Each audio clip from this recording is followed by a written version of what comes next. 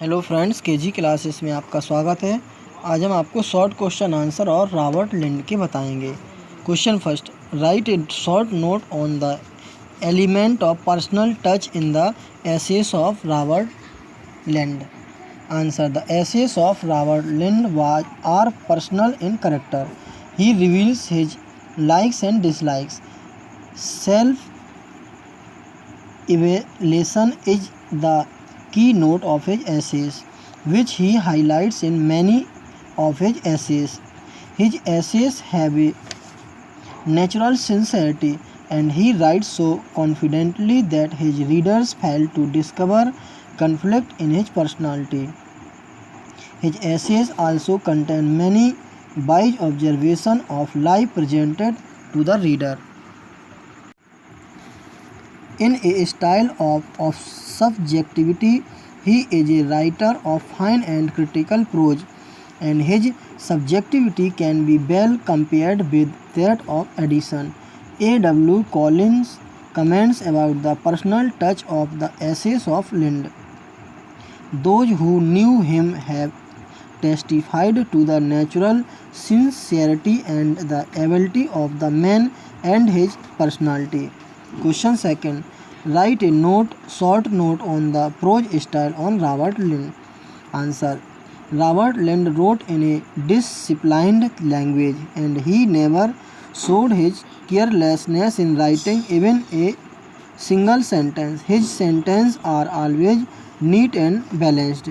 His style is thoroughly conversational, pleasing and charming. In his essays, epigrammatic sentence can also be marked. Clarity, simplicity and the sense of balance are also outstanding qualities of his prose style. The essayist also uses his imaginative vision, and his critical approach became poetic. Though he is not so poetic as Charles Lamb, some poetic elements can be well marked in his essays. For example, in his famous essays Forgetting, we observe the poetic expression in the following lines. No sooner do I pay a visit to a friend's house or go on a journey in a train than another stick is on its way into the world of the last. Question third, write a short note on humor and wit in the essay of Robert Lind.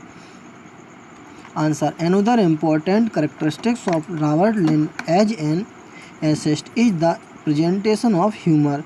He has a sincere love for humor, and in his every essays his theme is presented in the grave of humor. This sense of humor increases the effect of his sharp wit. Like Addison, his humor is always mixed with wit. In other words, there is a fine blending of humor and wit in his essays. His satire is never biting and particular, but it is always sweet because there is a proper presentation of humor in it. In this regard, he can be put in the line of Addison and Swift. At least among the modern writers, there is no writer who can be called superior to him. Regarding humor and wit, Priestley also admits that in the field of humor and wit, Robert Lind enjoys the superiority of Charles Lamb. Thanks, best of luck.